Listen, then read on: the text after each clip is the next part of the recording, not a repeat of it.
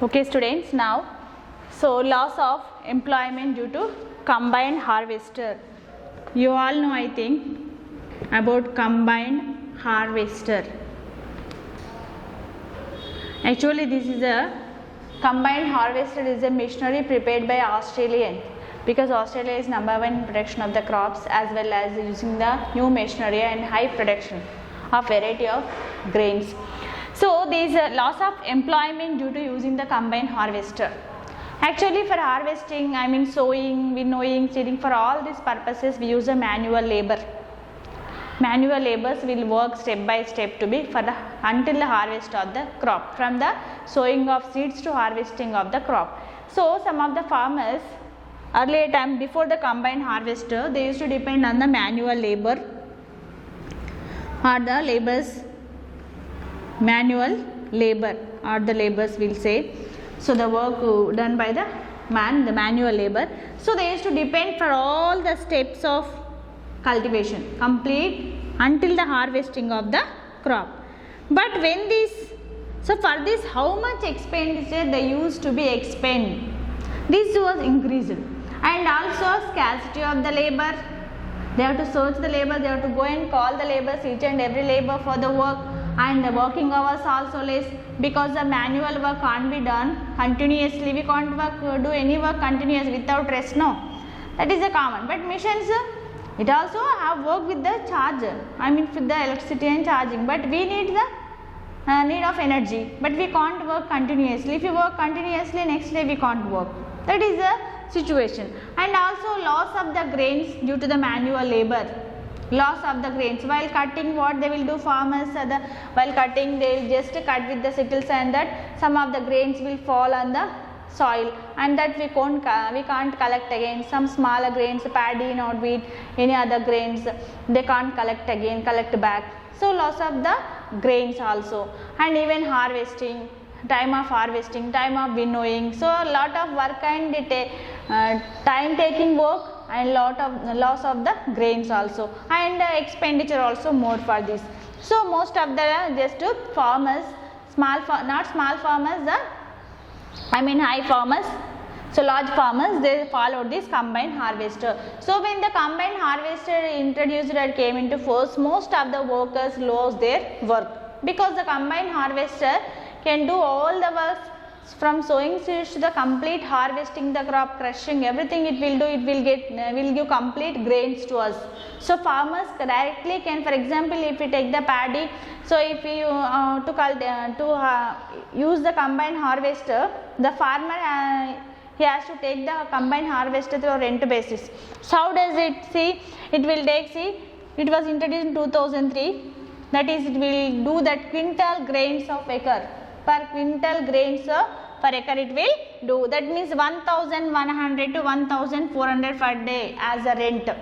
But more than this expenditure bearing by the farmers for the labours. If they use a combined harvester, so that means 1100 to 1400 per day as a rent paid to the combined harvesters, because it is more expensive, single farmer can't buy.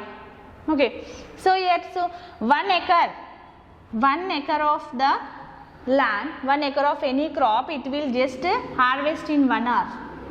It will take 1 hour time to be complete to cut down and to harvest the 1 acre of 1 hour, and that is means 5 labours required for 4 days to complete 1 acre of land.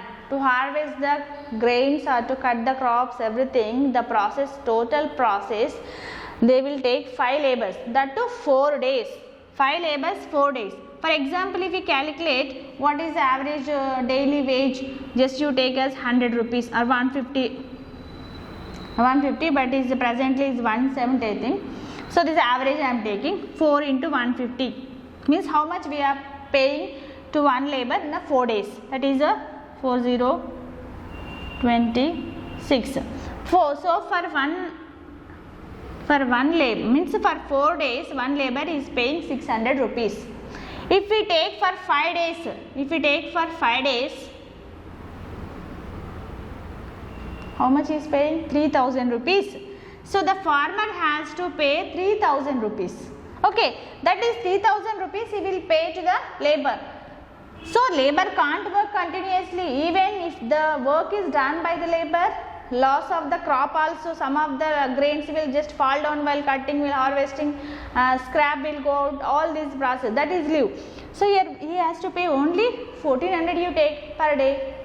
One day it will complete 1 acre of land. So by considering this, take into consideration of this issue, the farmers use the combined harvesters.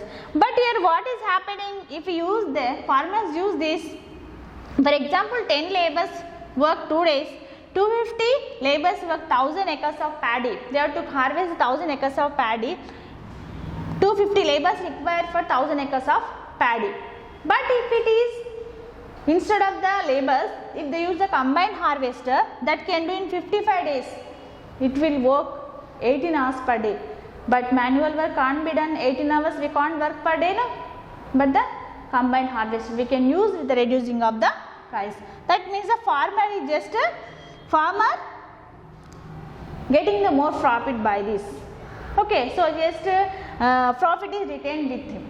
To recap the profit to the farmers, they are depending on the combined harvester.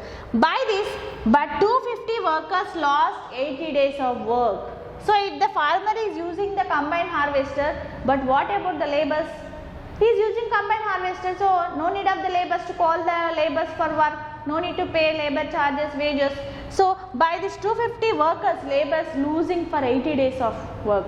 So on, see most of the laborers, they will depend day to day work. They will just pray that today they have to get the work, today we have to get the work. Like that the laborers will live.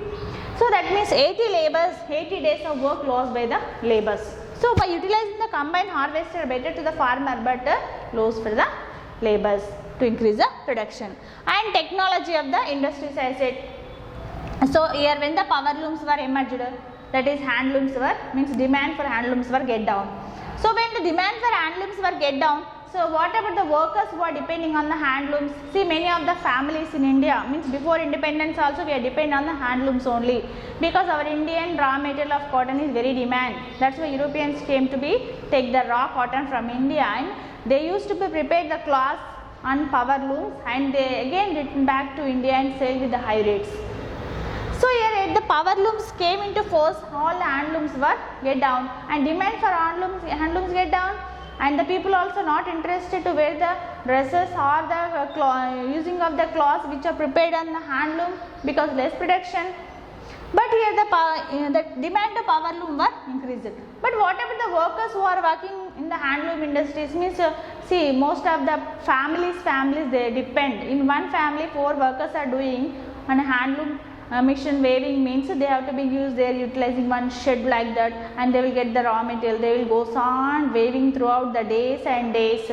But if the demand for the handloom decreased, what about the handloom workers? So all the handloom workers started that revolting against government, but government nowadays they are providing some provision for these handloom workers.